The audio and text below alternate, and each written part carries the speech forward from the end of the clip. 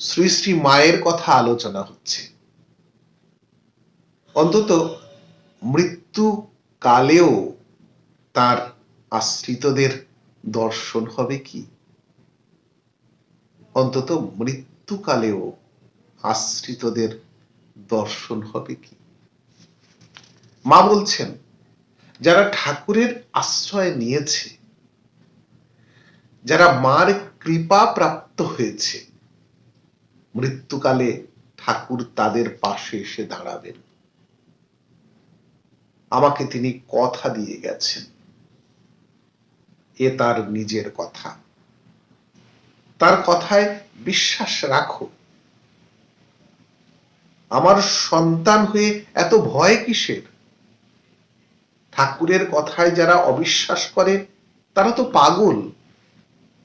তার কথায় অবিশ্বাস মানে তাকে অপমান করা, তার নামের যে কলঙ্ক হবে।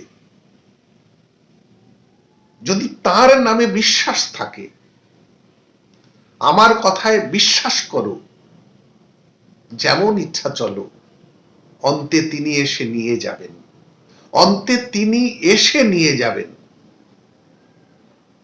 ঠাকুর মনুষ্য শরীর নিয়ে আসেন কৃপা করবার জন্য।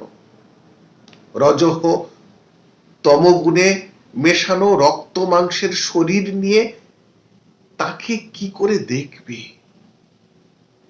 অতি বিশুদ্ধ যারা, যেমন নরেন প্রভৃতি, তারা দেখতে পায়। জয় শ্রী শ্রী রামকৃষ্ণ পরমহংসদেব, জয় শ্রী শ্রীমা সারদা, জয় বীরেশ্বর বিবেকানন্দের জয়। সবাই ভালো থাকুন, সুস্থ থাকুন, সুন্দর থাকুন। প্রয়াণকালে দিব্যবাণীর প্রতিধ্বনি স্বামী বাসুদেবানন্দ।